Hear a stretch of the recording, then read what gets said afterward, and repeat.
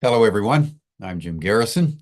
I want to welcome you to this session of Humanity Rising as we update ourselves on the latest developments in Ukraine and the increasing geostrategic fragility and nuclear war possibilities that are emanating from the recent actions in that region. We've been reporting on this over the last several years, actually, since the special military operation in February of 2022. As you all know, in the last several weeks, there has been a dramatic escalation in the situation there as the United States and Britain and France deployed missile systems in Ukraine, guided and operated by Western personnel, and launched the missiles deep into Russia. The response of the Russians was to send a single missile, an Oreshnik missile, which is a hypersonic missile, the capacities of which and the impact of which has been a shock to the Western military analysts. And we are now in a situation where what the next moves are on this chessboard could precipitate a nuclear exchange or bring us back from the precipice upon which we're teetering. So we've had a series of specialists that have been speaking to us about this situation, also touching on the situation in the Middle East and the general situation in the United States and geostrategically globally. I want to welcome now Larry Johnson, who's a veteran of the CIA and the State Department and was involved in the Office of Counterterrorism for many, many years and spent 24 years as a trainer in the U.S. military special operations community. He's someone who is deeply versed in the ways of the military and the intelligence communities. He's been appearing on numerous podcasts and vocalizing his positions on what's going on. So, Larry, welcome to Humanity Rising. And thanks, Jim. why don't we start with, let's just start with a little bit more about your background, in addition to what I've said, and then let's dive into your analysis of the current situation as it's been unfolding in Ukraine. Okay. Yeah, the only other thing I'd add is my consulting firm, BERG Associates. We set it up 25 years ago. We did a lot of financial investigations, international money laundering, product counterfeiting, and you rapidly come to see how this world of so-called terrorism and criminal activity and economics all come together pretty easily. And it's important, understand that dynamic. What we had a game changer last Thursday that was probably as important as what happened on August 6th of 1945, when the United States detonated an atomic bomb, because that changed the nature of warfare going forward. At least it introduced something that had not been there before. That's exactly what Russia did last Thursday. They introduced something new that nobody has ever seen before in the West, or in Russia or China for that matter. What's interesting about it is this technological advance that Russia has achieved provides actually, let's call it the advantages of using a nuclear weapon without the disadvantages of using a nuclear weapon. The disadvantages with a nuke is that, A, you can't really control the collateral damage. Even if they call it a tactical nuke, implying that it's smaller, you're going to kill a lot of civilians. And it's not targeted. It's still more like a shotgun blast going off, spraying an area.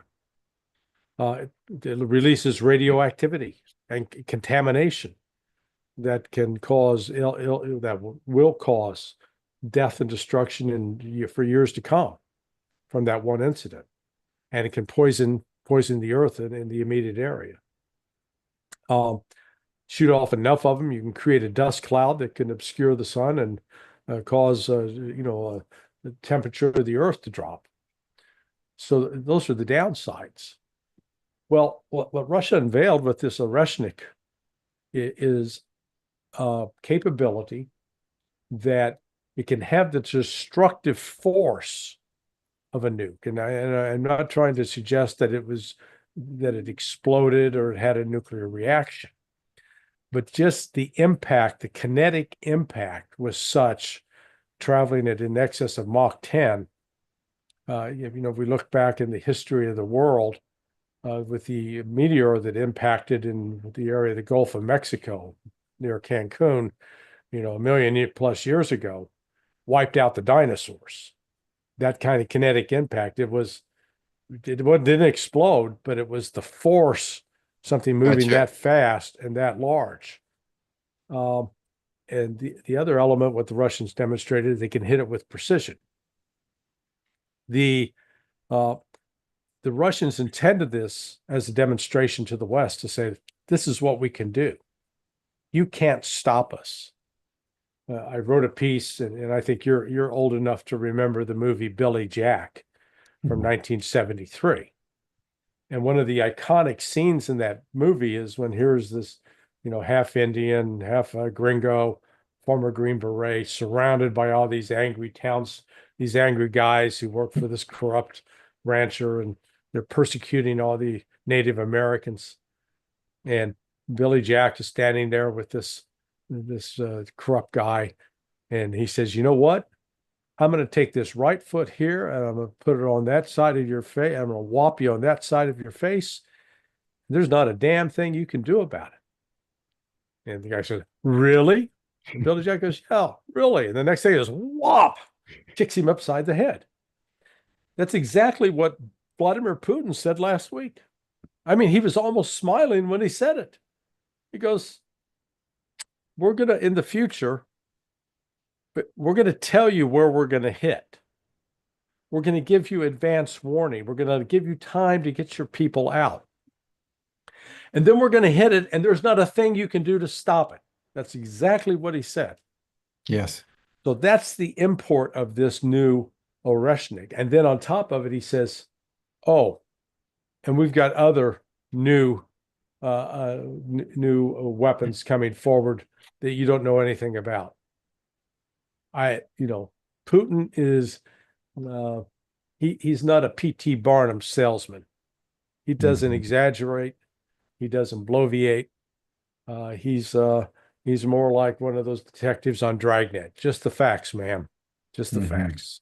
Well, let's just back up a step, Larry, and why don't you share with us your perspective of what triggered this? Let's go back to Biden's decision to escalate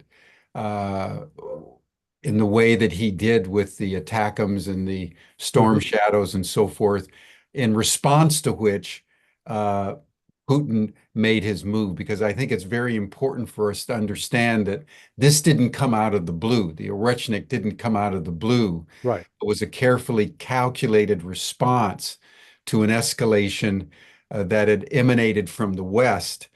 So tell us that story as you understand it. Yeah. So let me first dispel the myth of the conventional story. What the story that's being told in the West right now, most people believe, is that the United States finally gave Ukraine permission to fire ATACMS missiles deep into Russia. Now, deep. They'll go 200 miles. That doesn't even qualify as a short-range medium ballistic missile, as defined by the Intermediate Range Nuclear Forces Treaty, the INF Treaty. INF Treaty identifies missiles that go between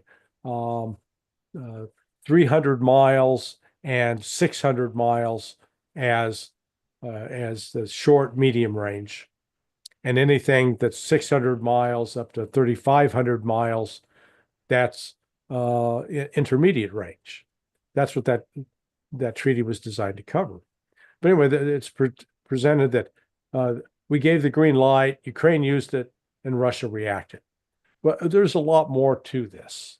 Yes. Number one, the West, the United States, supplied those missiles with that capability to Ukraine last April. So they've been there for 6 months. That's not new. On October 8th, David Sanger of the New York Times writes, oh, North Korean troops have come into, are now fighting in Kursk. We got all these North Koreans. And we've had, first it was 3,000. No, it's 5,000. No, it's 10,000. No, they keep growing like mushrooms. So what I'm saying is this entire story about Ukraine was a fabrication, an intelligence community fabrication. Yes. Designed to create a narrative that will justify the United States and Europe from becoming more aggressive with Russia, trying to provoke Russia into a war. Because the West really believes that they are stronger than Russia. They really believe that Putin would never use a nuke, that the West has enough leverage and power, and therefore they were trying to provoke Russia into a situation where they could back him down. Well, they didn't count on a lot of things. Number one, Putin's not intimidated by the West. Number two, they saw through this ruse that using the imaginary North Koreans as a justification for expanding the war. And Russia had been in the process of revising its nuclear doctrine. And that the day that these attacks with the ATACMS took place, or 2 days after, Russia announced the changes, the formal changes to its nuclear doctrine, and basically put the West on notice that if you are an accessory to a crime, if you provide the weapon to Ukraine and Ukraine uses it against us in our territory, we're holding you as responsible as they are. Just like we would in the United States, that if you bought a gun and bought the ammunition and you gave it to somebody and say, hey, go kill this person, you would be an accessory to murder.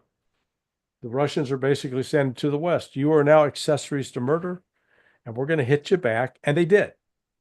When they hit that plant, the Yuzmash plant in Dnipropetrovsk, it was destroyed, utterly destroyed with kinetic energy.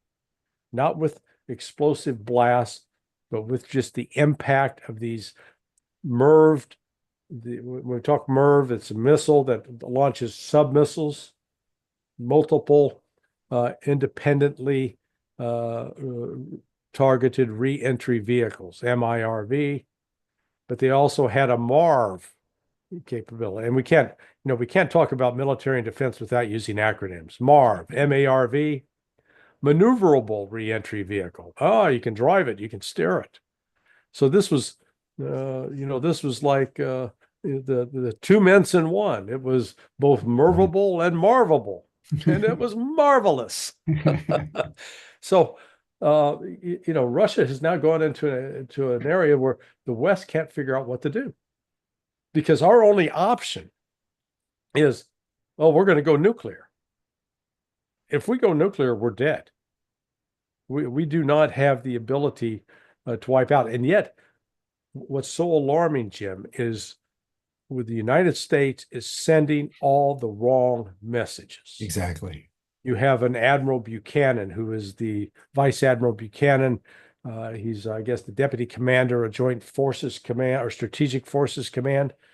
He was out last week saying, hey, the United States is ready and ready to fight a nuclear war with Russia, and we'll win it. And at the same time he's doing that, the United States is opening a military base in Poland, which has a missile system on it capable of launching a nuclear missile into Russia. And so what the Russians are hearing and seeing from the United States is bellicose language indicating that the United States actually believes it can fight and win a nuclear war with Russia. And so they're preparing accordingly. So right now, Russian nuclear forces are on their highest alert level since the Cuban Missile Crisis in 1962.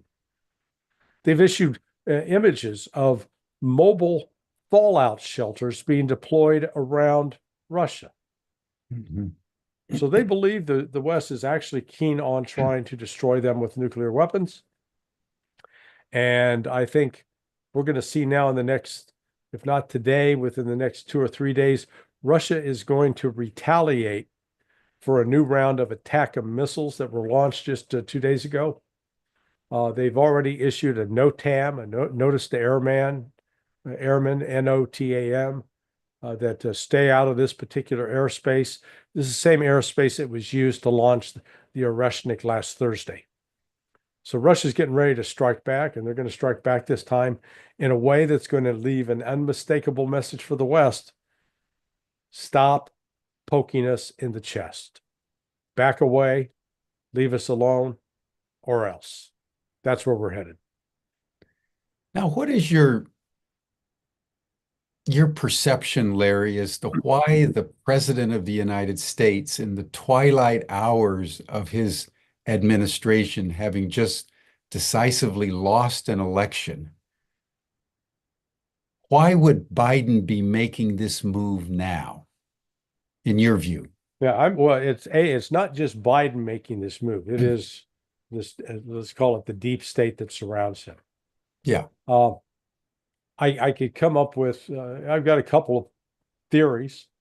One is that the deep state in the Department of Defense and at the Central Intelligence Agency, the Department of Justice, and the FBI are so terrified of Donald Trump coming in and holding them accountable for what they've done in the past that they're willing to try to provoke a crisis that'll make it impossible for Donald Trump to take over. That could be one possibility. The other possibility is to create such chaos to make it impossible for Donald Trump, when he takes power, to be able to basically to leave him with a burning house on his hands. None of this makes sense from a strategic standpoint in terms of if you say we're going to take these actions so it will put the United States in a stronger position militarily, it will make us safer, it will make us more secure. To the contrary, these steps that are being taken are making the United States more vulnerable, Exactly. more exposed. And that's why it doesn't make sense. So all I can figure is it's something deeper involved with, in one of my pieces, I used the Wagnerian Götterdämmerung. It is, burn the house down around yourself. Mm-hmm. It's a Viking funeral. Mm-hmm. Mm-hmm. Mm-hmm. It's been interesting that the Trump people have been largely silent, and Trump has not said anything. Do you have any inside information or intelligence as to what is going on inside the Trump camp as this escalation continues in a war that he's made clear he intends to stop? Well, actually, I wish they'd be silent. They've been shooting their mouths off. Two individuals in particular. Michael Waltz, the designated nominee to become the national security advisor. He was out the other day talking about, well, yeah, yes, we want to de-escalate, but then he says we're hand in glove with Jake Sullivan. People who voted for Donald Trump are going, what? Hand in glove? I thought we were opposing what they were doing. Then you had this individual, Sebastian Gorka. Yeah. Gorka's crazy. I don't know. I mean, the man is devoid of judgment. He went on air the other day and referred to Vladimir Putin as, quote, a murderous thug. And what Donald Trump is going to come in and he's going to tell you what to do. And if you don't do it, we're going to make Biden's military aid to Ukraine look like peanuts. We're going to turn it on. The guy is talking about a military confrontation with Russia. Now, the Russians have taken that. They're saying, see, it doesn't matter whether Trump comes in or not. It's not going to change things. And frankly, let's be honest. Donald Trump helped create this. Mm-hmm. Donald Trump helped create Oreshnik because it was in 2018 that Donald Trump said, this intermediate nuclear forces agreement, we're done. We're out of it. Russia says, oh, wait, no, we're done. Go away. So Russia goes, okay. So the Russians then have built Oreshnik, a weapon that would have been banned under that treaty. And it was Trump who sent lethal aid. You know, he made a big deal. I didn't send pillows and blankets. I sent lethal aid to Ukraine. So from the Russian standpoint, they don't see Trump as some great peacenik coming in to stop the war. Mm-hmm. And he has not helped himself by staying silent and allowing people like Gorka and Waltz to speak out in ways to suggest that it's going to be just more of the same. Gotcha. So there's a real concern on the Russian side, I would imagine, Yes. given these statements that there's tacit support for what Biden's doing. Exactly. Yeah. No,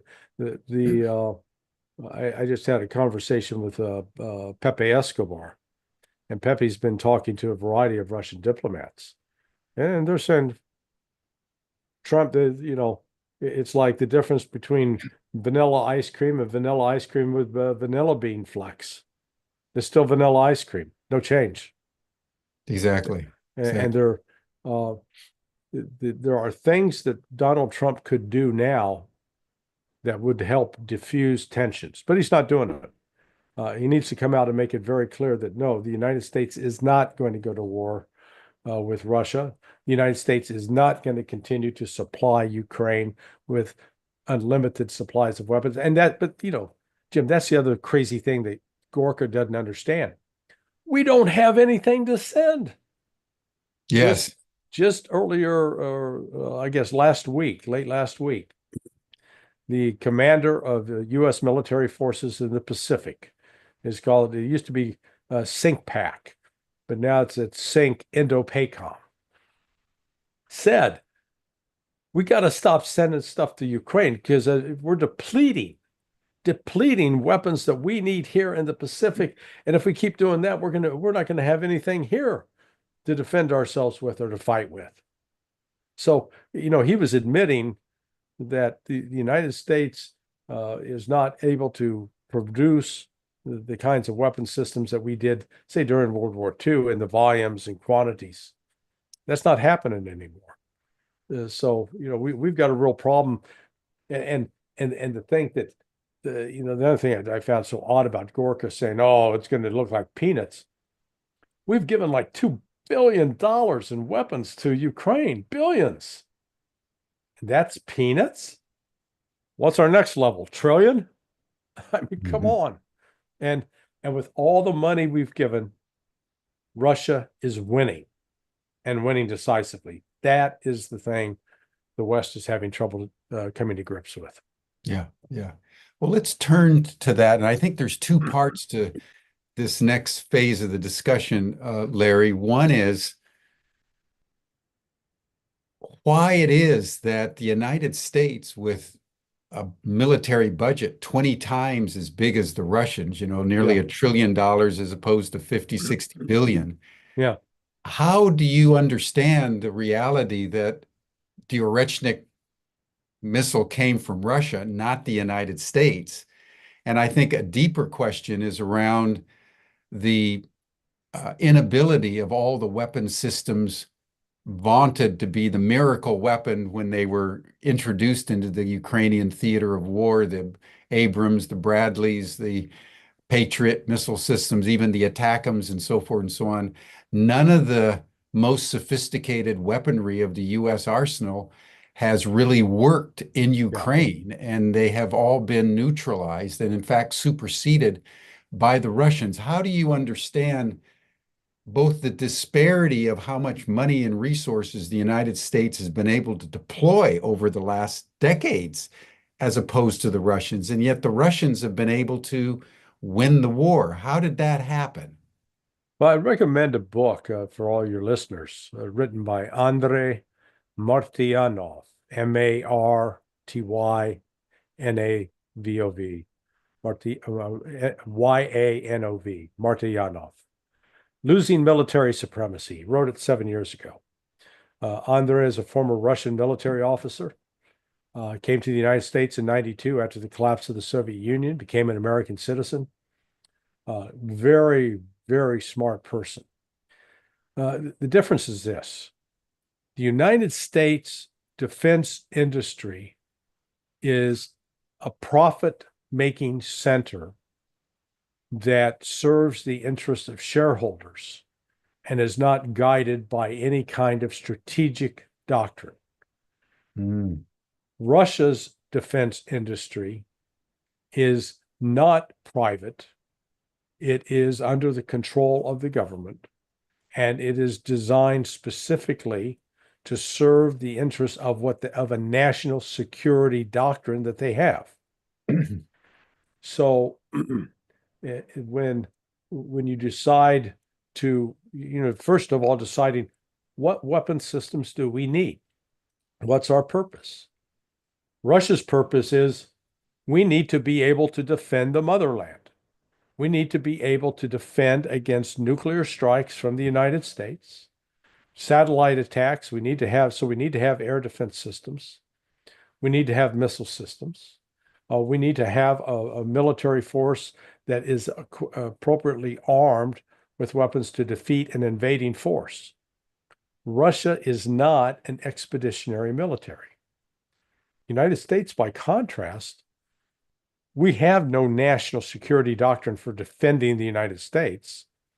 Instead, we are content with what we call the nuclear triad, having land-based, sea-based, and air-launched nuclear systems to, defeat potential adversaries. But our entire budget is devoted towards, becoming an empire, a colonial empire. We've got over 750 military bases scattered around the world. Doing what? Exerting influence where we try to control it. And that, that's one of the reasons you get into an $850 billion defense budget. Then we build weapon systems that are, they're so impractical. It's like getting a committee that's allowed to build the ultimate car, and they decide to do a cross between a Lamborghini and a camel. So as a result, we get the F-35 fighter, which costs $200 billion a plane. Okay? Whoa. $200 billion. Excuse me, F-35. It's 200 million. I have to take it back. 200 million. 200 million. Yeah, that's more. Yeah, I get my billions and millions mixed up here, as does the U.S. government. The 200 million. But you think about that, if you've got 5 of those planes, you're at $1 billion. If you've got 100 of those planes, just do the math. And we know from a recent GAO report that only 29% of them were ready to go into combat. And it was, I think, Matt Gaetz at one of these hearings described it as a $100 million paperweight. But the cost of it, both the operational cost and the purchase cost and the armaments, $200 million. Well, and then aircraft carriers. Go back to World War II. We were able to build an aircraft carrier in 3 to 4 months. Now we're lucky if it can be built in 4 to 5 years. And the price tag on it has gone up to like $13 billion. That one I'm confident. That is billion, not million. So the United States has created these weapon systems that are designed primarily to serve members of Congress, because one of the way they sell it is, hey, we'll build a plant in your district, Mr. Congressman. And so you wind up with these defense contracts, which are in a variety of congressional districts scattered across the United States. It's a grift. It's just a form of corruption. Everybody gets a taste.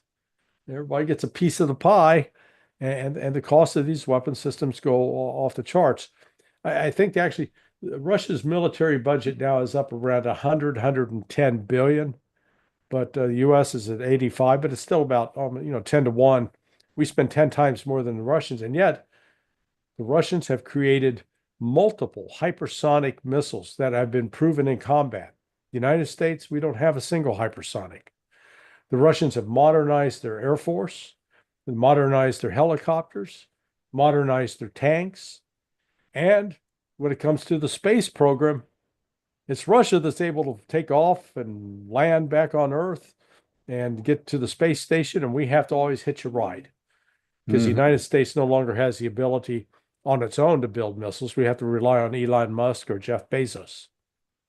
So, I mean, it's really, we've seen a complete collapse of what was the defense industry compared to World War II, which that's really what powered the United States into becoming a global power. Sure. Our industrial capability, we've lost that. It's gone. It's an extraordinary thing, Larry, to just take in that the United States has no hypersonic missiles, and the Russians are already capable of deploying it Right. on the battlefield with precision and devastating impact. In your view, how we're really at, a Sputnik, 1958 Sputnik moment where we're coming into the realization that the Russians aren't these stupid little inferior beings and nation, but they're capable of extraordinary sophistication. How long will it take the United States to develop an equivalent to the Oreshnik, for example, in your view? I don't think we can. I think I know that one of the individuals that's in charge of our the program to develop hypersonics. 2 years ago, we were in a conference phone call, and at that time, 2 years ago, he said they'd have it in 3 months. Well, here we are, 2 years later, we don't have it. And it's not just that it goes at speeds in excess of Mach 4, Mach 5. I think the line is it's Mach 4. It makes it a hypersonic. It's that what the Russians have created theirs are also maneuverable. So they're not just falling with gravity and accelerating. They're actually able to steer it and to direct it and with a precision guidance system. So but I don't know why we're surprised, because as you pointed out, the Russians were the first ones to put a satellite into space. They were the first ones to put a man into space. Yeah, we're the first ones to get to the moon. But the Russians generally have been ahead of us on a lot of technological areas with respect to military technology. So, and now they are able to harness their national resources, both in terms of technical skill, design, and to focus it in a way that it's budgeted. And yet at the same time, they're a capitalist economy now. They're not a Soviet economy with central planning. Right. But with the defense industry, they're not out there. You don't have lobbyists running around. And I know this firsthand. I used to live next door to the largest defense lobbyist in DC. His job was to go out, get money from these, Raytheon, Lockheed Martin, General Dynamics, get money from them, give it to members of Congress. So he was always holding fundraising dinners, and all this money is passing from these companies to these members of Congress. For what purpose? So when he comes in with those members of Congress and go, okay, here's the bill that we want. You need to appropriate X amount of dollars for this particular project. They do it because those members of Congress have been basically bought off. They need that money. And so they Hmm. give that money back to the corporations, and then the corporations give the money back to them. You know, it's like a whorehouse without the satisfaction. It's an extraordinary state of affairs Yeah. to contemplate the imperium falling under the weight of its own corruption. Yes. Yeah. We've borrowed nothing from history. I mean, Rome did Yeah, it. Greece did it. the Hey, Ottomans did it. That's the do way it. empires go down. Yeah. Yeah. No, it is. It's a combination of decadence and corruption. And look, I saw it firsthand. I moved to DC in 1979. Lived in Chevy Chase, Maryland initially, then later in Silver Spring, and then Bethesda. And over the course of that 40 years, um, you had sort of a, let's call it an upper crust Washington elite back then, but it was a sort of, let's call it the old money. People had been around who made their money in the Civil War, but there had been no real new injection of cash Hmm. after when Ronald Reagan came on board, and then it really accelerated under Bill Clinton. Man, the growth of the the Dulles Corridor, all these Beltway bandits, as they were called, Hmm. uh, the corporations that were set up like SAIC that were started receiving, millions of dollars in government contracts. You went from not having any. There were no Lamborghini or Ferrari dealerships in the Washington D.C. area. I mean, don't put those up there because who could buy them? They're there now. Yeah. You got a Rolls Royce dealership for God's sake. Hmm. And a lot of what happened was, when I joined the CIA in 1985, we hardly had any contractors because it was all done in house. During Bill Clinton's time, they started outsourcing a lot of the analysis. So, like the guy who was the head of my Middle America Caribbean division, a guy named Randy Fearson, he left the CIA, set up a consulting business. I think he was with SAIC, but all of a sudden he was getting paid basically twice the money he made at CIA to do exactly what he'd been doing at CIA. So CIA was paying double, triple to get the work done that used to be done in-house by people who were employees. So, Extraordinary. and that happened in the defense industry. Oh my God, the defense industry just was on rocket fuel.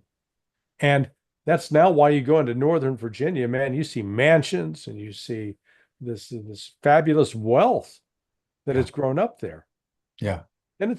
it's all US taxpayer dollars that have been redistributed within the the pool of incest that constitutes Washington, D.C. Yeah. Which ultimately is why we don't have the hypersonic and our battlefield weapons aren't working to the advantage of the Ukrainians. Now let's Yeah. turn to Ukraine because the reality, as you stated before, that I'd like to have you expand on is that the Ukrainians have lost the war Yes. and that Yeah. the Russians are aggressively and with acceleration moving west along the 1,200-kilometer battle line. So while all this is happening with the ATACMS and the Oreshniks and all of that, the reality of the war is that Ukraine has lost. Share with our viewers sort of your perception of how this war's evolved, why the Russians have won, and what's the current state of the battlefield conditions. The Russians made a mistake early on. They thought they had actually convinced some of the Ukrainian generals to surrender back in February of 2022, and they just all they had to do was this show of military force, and they quickly deployed around the country. Ukraine wound up succumbing to the Western uh, counsel, guidance, encouragement to stay in the fight. Now, And that was why the negotiations in Istanbul collapsed. well, Yeah, that was a follow-on. yeah. But there is this lie that's perpetuated in the West that Russia believed that it could conquer Ukraine in 3 days. They never, Russia, Putin never made that claim.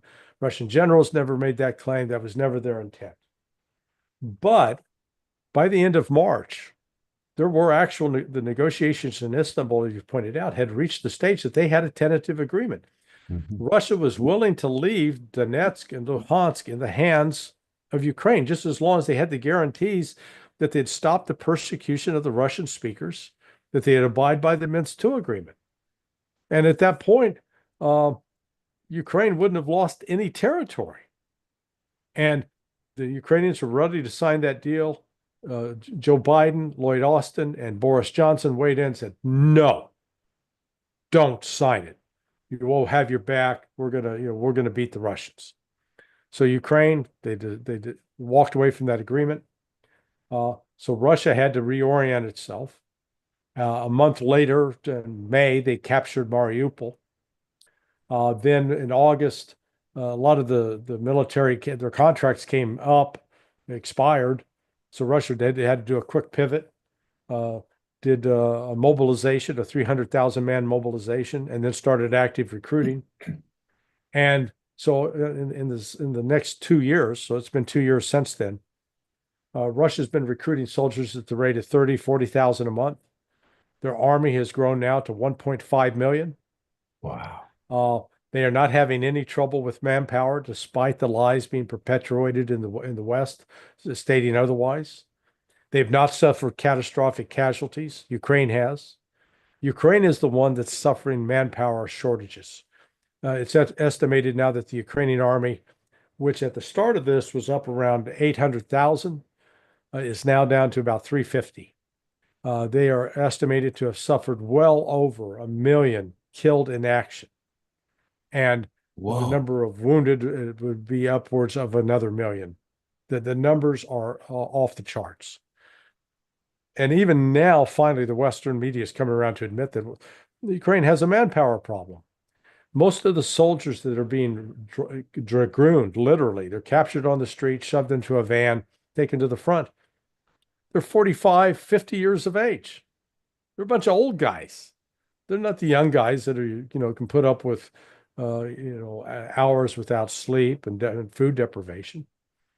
But so what has happened now is this entire 900-mile front, Russia is moving across that front at the rate of probably 5 kilometers a day. Now, you go back a year and a half ago, Russia was lucky sometimes in one area to pick up 5 kilometers in a month or two. They're doing it in a day now. And Ukraine doesn't have any answer. It's not just a matter they don't have the weapons, and the West doesn't have the weapons to supply them, but they don't have trained manpower. And when you run out of trained troops, it's not like you go to a vending machine, pop in a quarter, and out comes a package of ready-made platoon. No, it takes a good year and a half to train soldiers. I would remind, if anybody's ever watched the HBO series Band of Brothers, that shows you what the training cycle's like. That here are these guys that show up in 1942 in the summer, and it's 2 years later, in June of 45 or 44, that they finally go into combat. 2 years of training just to learn how to shoot, how to march, how to maneuver in the field, how to work as a unit, how to communicate with other units. And there we're not even talking about acquiring the technical skills, how to use a mortar, how to fire artillery, how to drive a tank. You don't just watch a video game and go do it. And so Ukraine has got a deficit on all of those fronts. And Russia's got the manpower, it's got the resources, the weaponry, and it's got the luxury that it's got trained reserves that they can throw into the breach at any point. Oh, And let's not forget the drones. Mm. This war has changed how future wars will be fought.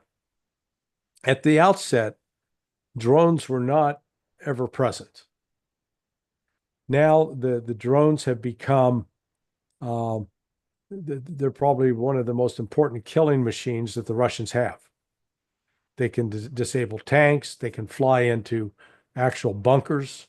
Um, they've even developed robot drones that are mobile on the ground that can be driven and drive into buildings like a remote controlled suicide car bomb. Wow. And it is, and Russia they keep coming up with new innovations because initially a lot of these were controlled by Wi-Fi, by an electronic signal. Well, then they came up with the Ukrainians came up with electronic countermeasures. They could shoot and it would disrupt the signal. So the Russians put a fiber optic cable attached to the drone. So when you're talking, it's flying, 10, 20 miles with fiber optic cable. That's a lot of fiber optic cable, but it keeps the drone completely maneuverable throughout the process. So we've seen the Western, as you noted correctly, the West military equipment has been exposed as a dud, and the Russians have been revealed as having some dramatic capabilities that the West simply doesn't have. Where do you see this ending up? I've heard that they expect a collapse of the Ukrainian front line within the next 2 to 3 months, and the Russians to go to the Dnieper and then see where we all are at that point. The Ukrainians so far are refusing in any way to negotiate. President Biden similarly. We've got this escalation with the nuclear situation and the attacks inside Russia. How do you see this playing out, Larry, over, say, the next 60, 90 days?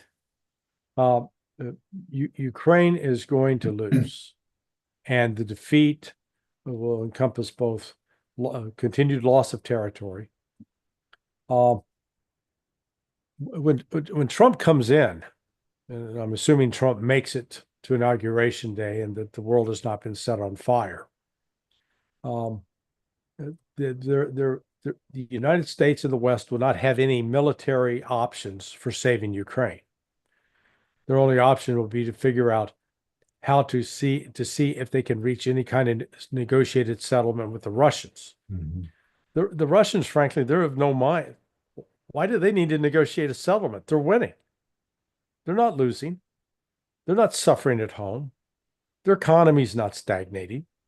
In fact, just this last week, the IMF confirmed Russia's got the fourth largest economy in the world.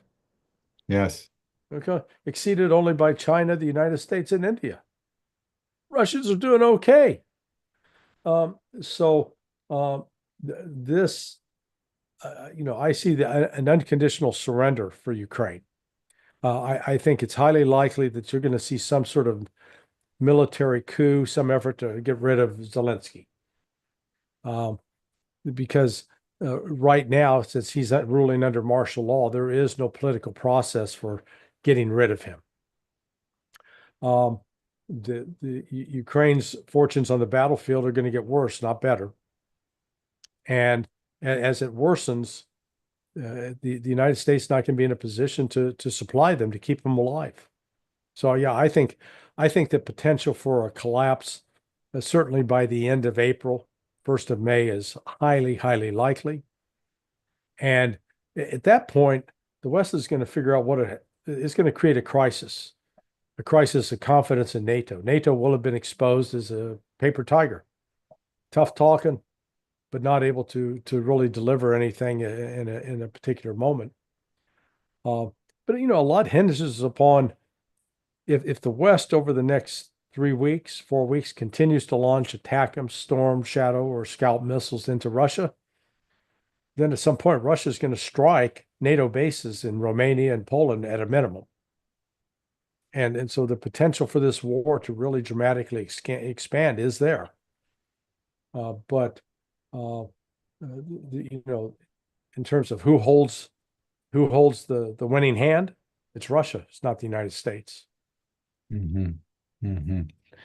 Would you uh, concur with those who say that the French and the British will eventually send troops into Ukraine? Do you think that that's a likely possibility?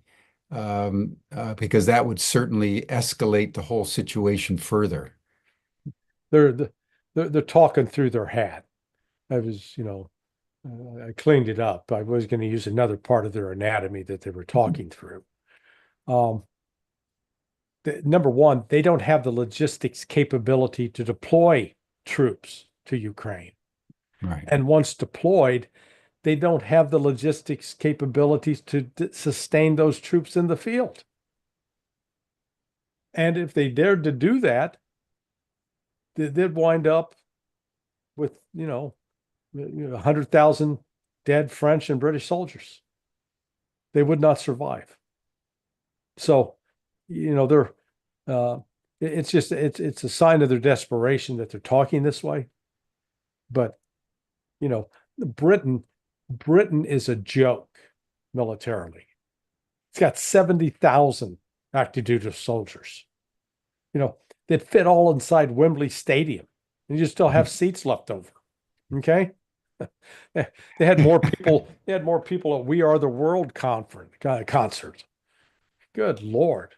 So, uh, I live in Florida, and I make fun of a lot of the guys in my neighborhood because we got all what I call these Florida dogs. So you got all these big husky men walking these tiny little dogs. Oh my God, they may weigh 4 or 5 pounds. Some get 6 pounds. Yeah. They got them on a leash. Well, the reason they have them on a leash is not because they're wild attack dogs that are going to kill somebody. They're afraid that if the hawks come down and grab them, that at least they'll have something to pull them back with, so the hawk can't fly off with them. That's Great Britain. Great Yeah. Britain is a nasty little dog, ill-tempered. It thinks it's a bulldog and isn't. Yeah. So, Exactly. you know, the Exactly. so that that's where these miscalculations on the part of the West, instead of sending the signals to Russia to say, okay, we're not crazy. We actually understand the situation. We understand that you've got some military advantages here. How do we calm this down? How do we reach a peace? They're not sending those signals, Right. sending the exact opposite. And Russia's going, okay, the only way you deal with that is you're going to have to knock them down. Yeah. Yeah. Yeah. And therein lies the danger. Yes, absolutely.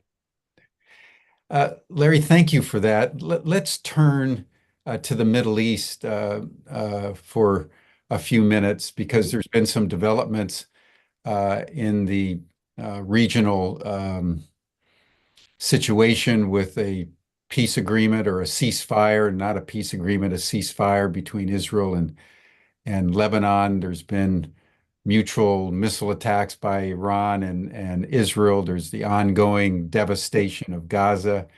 How are you understanding that theater of conflict and war? And within that larger understanding, how do you understand the recent ceasefire between Israel and Lebanon? Uh, Israel needed to figure a way to get out of Lebanon without having to admit it got beat. So it's declaring victory and going home. Mhm. Oh, we'll do the ceasefire. Yeah. This is what happened in 2006. Exactly. They got in there, only this time Hezbollah was better armed, better equipped.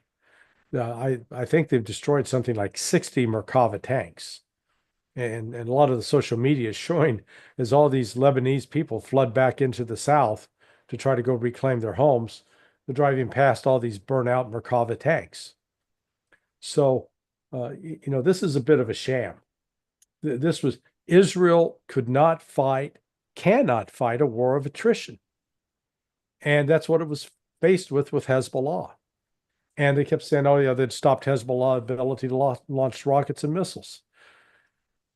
Hezbollah over the last week had launched more missiles in the last week than it did in the prior 2 weeks.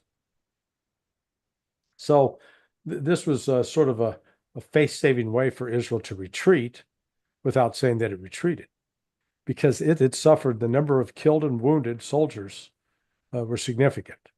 And what was fascinating, I'd monitor let's call it the Hezbollah social media, and you'd see the number of attacks they were reporting and the number of strikes. Then you'd go look at the Israeli side of the house.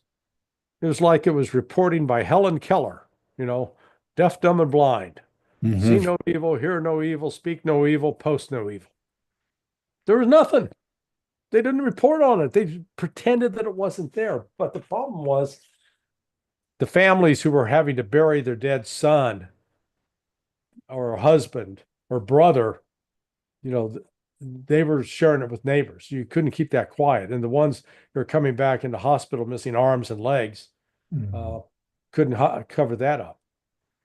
So right now you've got a 60-day ceasefire. I personally don't think it's going to hold. I don't think Israel can help itself. Israel, just before the ceasefire went into effect, launched the most massive bombing raids it could on Lebanese civilians. And I go back to Bibi Netanyahu when he was interviewed in 1986 by William F. Buckley. And he just published a book on terrorism. And Buckley started off by saying, how do you define terrorism? And Bibi Netanyahu said, terrorism is the deliberate use of violence against civilians for political means. Hmm. And I thought, by God, I found something I agree with Bibi Netanyahu on. He's exactly right.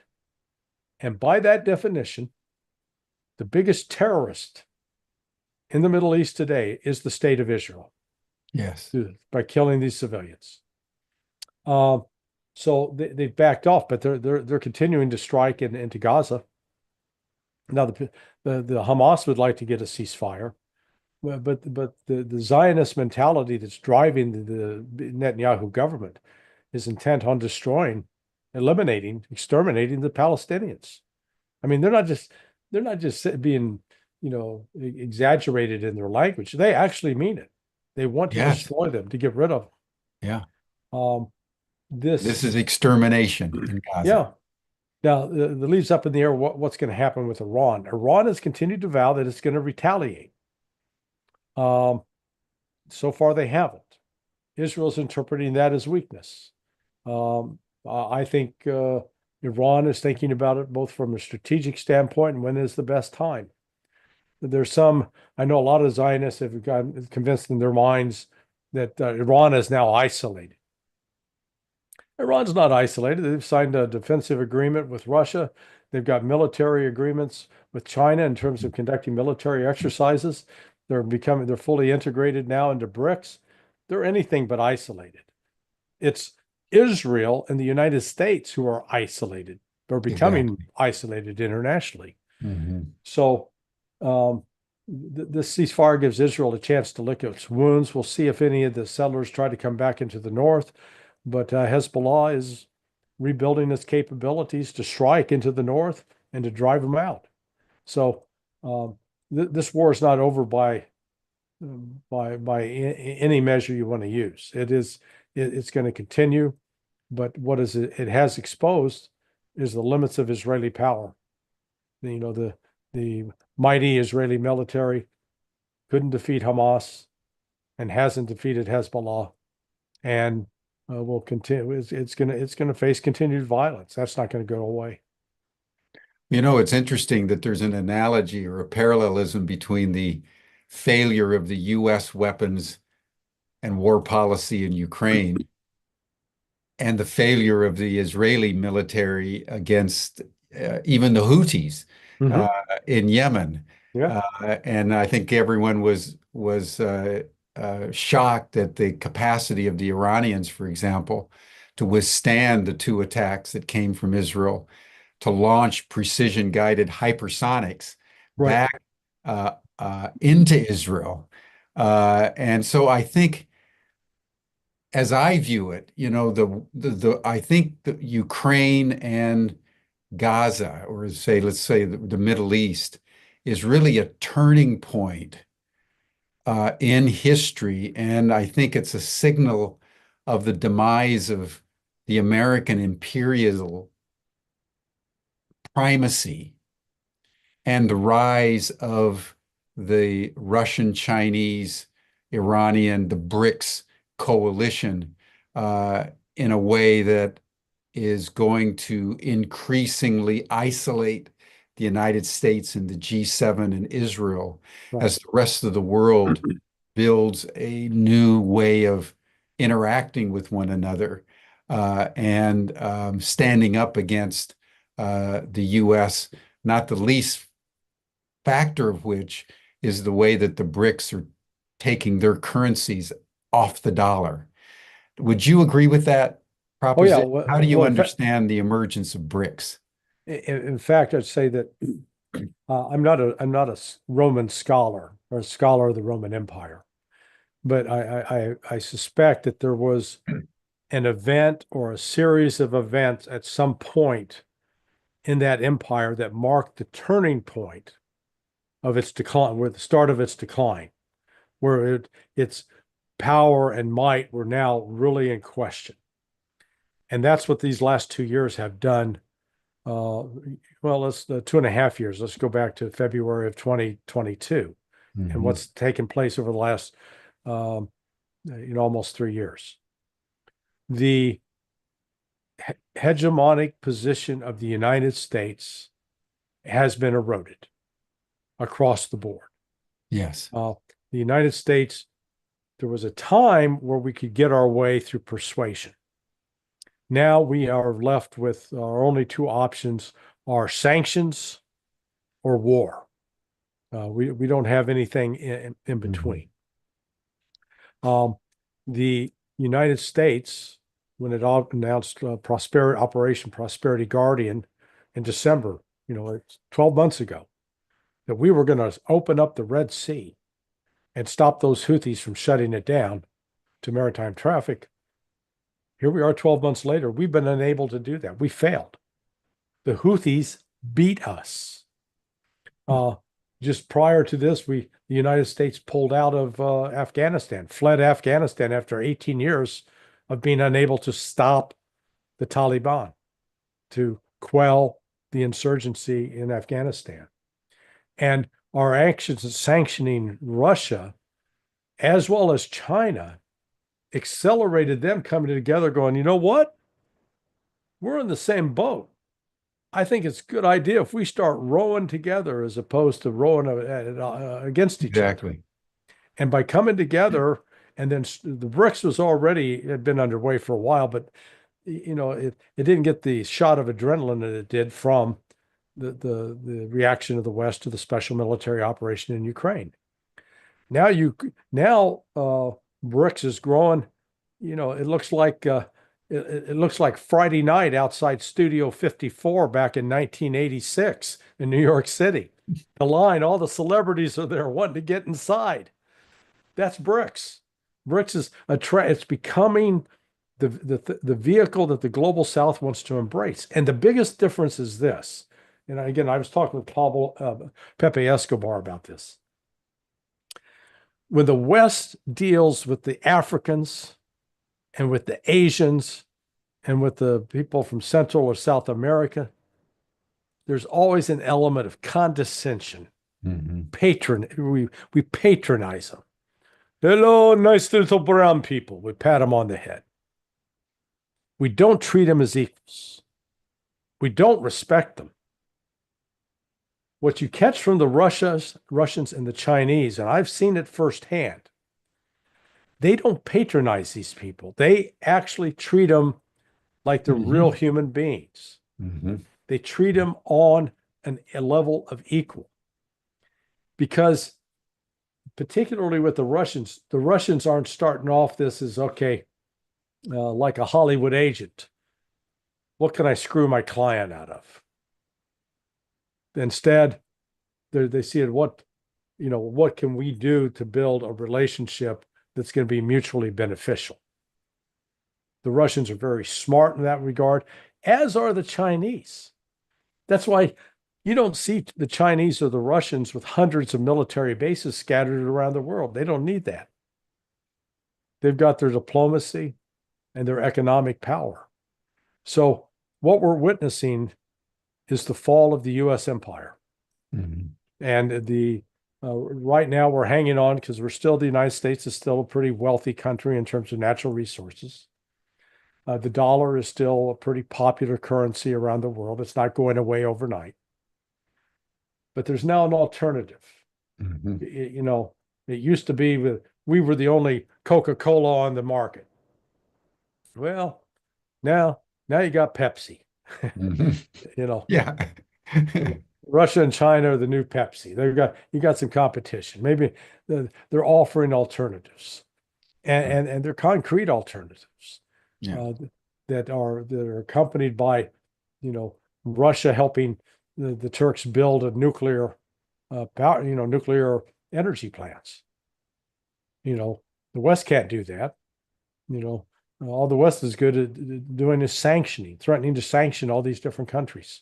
Mhm. And these other countries, frankly, they've grown tired and are exhausted with the bullying from Washington, D.C. All we are bullies. And you saw it on display last week with with news that the ICC had issued arrest warrants for Netanyahu and Gallant, the defense minister in Israel. And Lindsey Graham is going, if Canada and Britain and France enforce those, we're going to sanction you. Shut up. Stop it. Who do you think you are? Uh-huh. You know, it's just it's to when your entire foreign policy is based on threatening and bullying, that lets you know you've already lost. You're Yeah, defeated. exactly. Exactly. So, final question, Larry, and thank you so much for this. You're deeply insightful. Given the denouement of the U.S. imperium, given the BRICS emerging as the new Pepsi, I love that image. Um, what would you, if you could sit down for a day with Donald Trump as he emerges into his presidency, what would be your advice to him? What could Trump do if he experienced sort of elegance of mind and really got the total reality? What would be your advice to him? I would say, Mr. Trump, let's start on day one by saying, you know what? We've got 750 military bases around the world. We're going to close 400 of those immediately. We're going to withdraw our presence from overseas. I want to make it clear to you, the Chinese, and you, the Russians, that the United States is no longer interested in a military conquest. We're no longer interested in trying to resolve things through force. We want to make diplomacy and Mm, economic cooperation the top of our priority. And we're not just going to say it, we're going to do it. And that's going to be the first thing I'm going to do to show it. Now, I'm dreaming if that's going to happen, but it would take that kind of gesture, I think. That kind of gesture would actually capture the Russians and Chinese if they actually saw them start to close down the bases and to draw back the U.S. military presence overseas. They'd go, okay, they're serious now, and we can stop with all this, threat and build up and war talk, because it's not China that's been threatening, saying that, hey, we're going to be at war with China in 2025. That was the commander of the United States Pacific Command, the commander of Indo-PACOM, just said that last year. If you're the Chinese, you got to say they're threatening me. I mean, if you got a neighbor that moves in next door and says, "Hey, I'm going to shoot you and your dogs," you don't go, "Oh, you're just kidding." You'd call the police.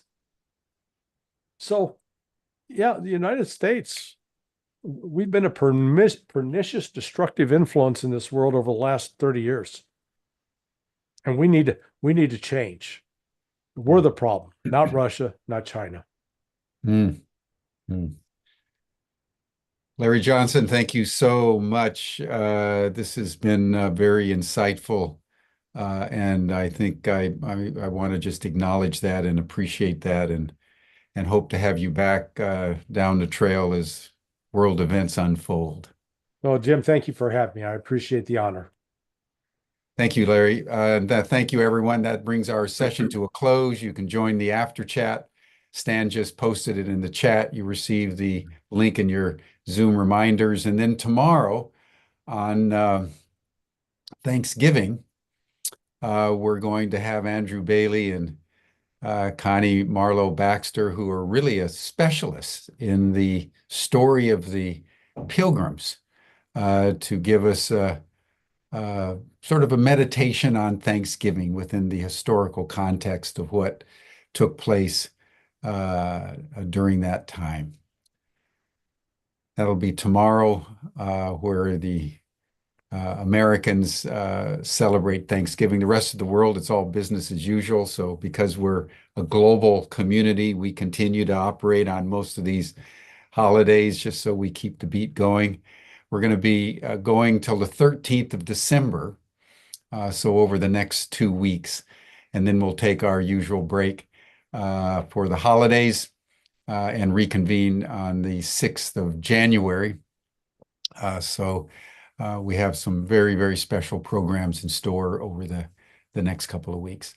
Thank you, everyone. See you tomorrow. Bye for now.